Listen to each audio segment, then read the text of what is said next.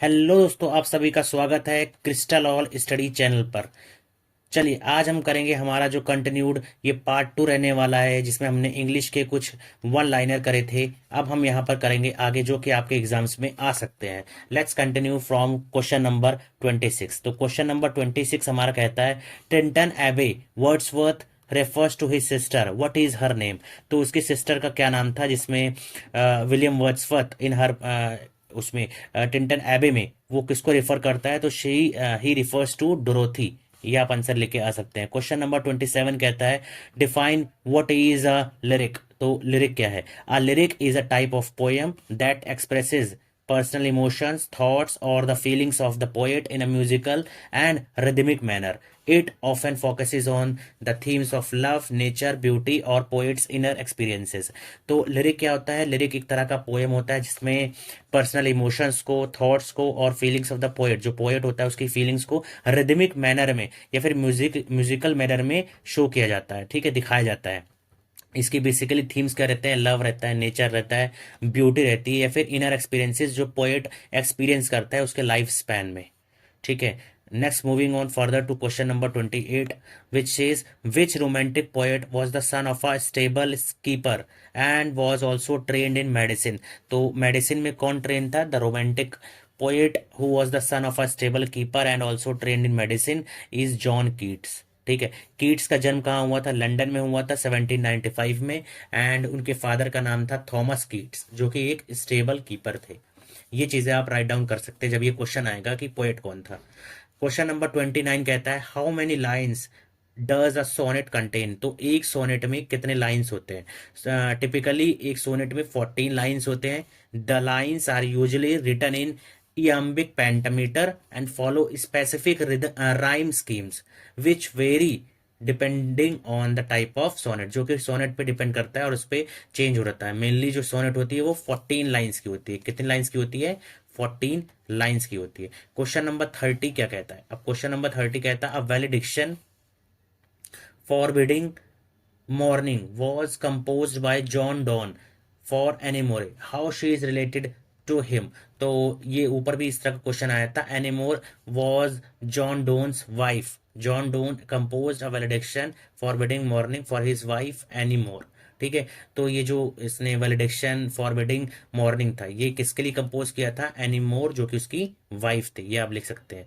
Question number 31 आता है, Thomas Carew described him as a king who ruled as he thought fit the universal monarchy of wit, name the poet। तो इसमें poet का क्या नाम था? तो इसका आंसर क्या होगा? Ben Jonson was a prominent English playwright, poet and literary figure during the Renaissance period. He was known for his wit, intellect and influential role in the literary scene of his time. तो इसका answer हो जाएगा Ben Jonson. Next, moving forward तो question number 32। Question number 32 कहता है, on 8 July 1832 in his 30th year this romantic poet was drowned and died near Spezia in Italy. Who is the poet? तो ऐसा कौन सा poet था जिसकी 30th year में ही डेथ हो जाती है, ठीक है, डूब की डेथ हो जाती है। तो उनका नाम था पर्सी बायशी शैली, पीबी शैली, ठीक है। कब डेथ हो जाती है उनकी? On July 8 1822 at the age of 30 पर। तो ये आंसर आप कर सकते हैं। क्वेश्चन नंबर 33 क्या कहता है? Question number 33 says, what does Wordsworth meant by blessed moon in the poem Tintern Abbey. तो टिंटन एबी में ब्लेस्ड मूड से क्या लेना देना था, ठीक है। तो इसका आंसर क्या हो जाएगा? It refers to a state of a spiritual and emotional contentment और tranquillity experience by the poet as he revisits the landscape of Tintern AB.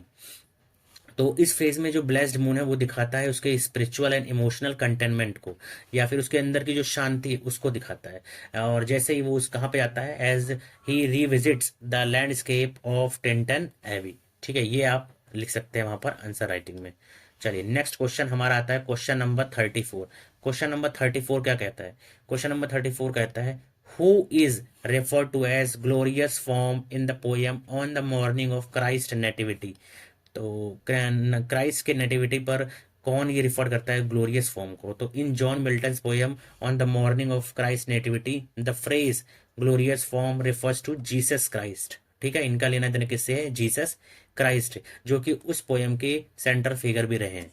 Question number 35 कहता है explain the meaning of trinal unity in the poem on the morning of Christ nativity.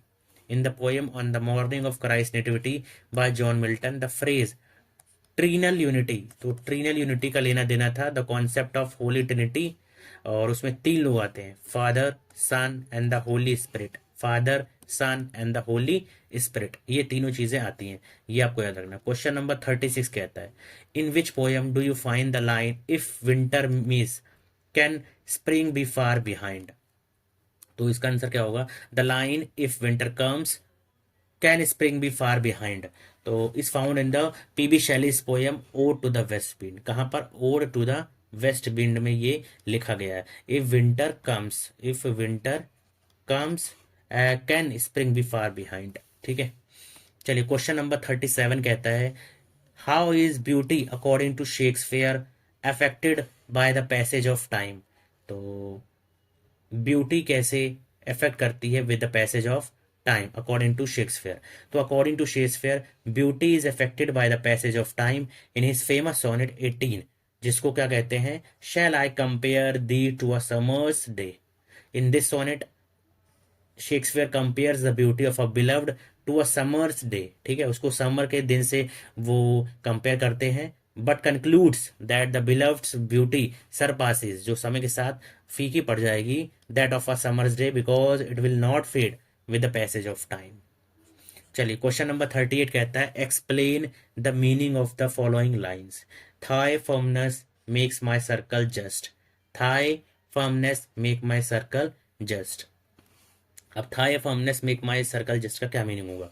The line thy firmness makes my circle just implies a sense of completeness, ये completeness को दिखाता है, and stability derive from the steadfastness and the reliability of the addressed individual.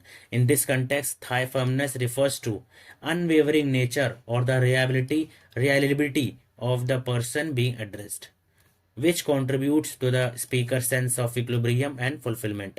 The phrase my circle, ये circle क्या symbolize करता है? It symbolizes the speaker's personal sphere or domain which is made just or perfect by the presence of firm and unwavering support provided by the addressed individual।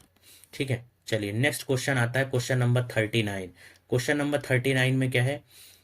Right the name of the flowers Keats refers to in the poem Ode to the Nightingale. तो इस poem में जो कीट ने जिन flowers का नाम लिया है उनके हमें बताना है। ठीक है, तो सबसे पहला हमारा आता है fast fading violets. Fast fading violets, then आप लिख सकते हैं full grown elm and corpse green.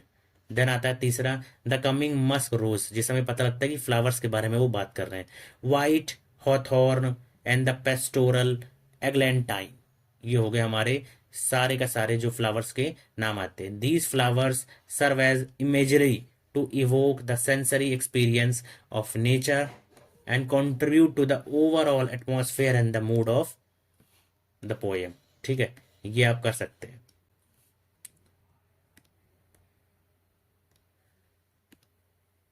चलिए अब हमारा नेक्स्ट क्वेश्चन आएगा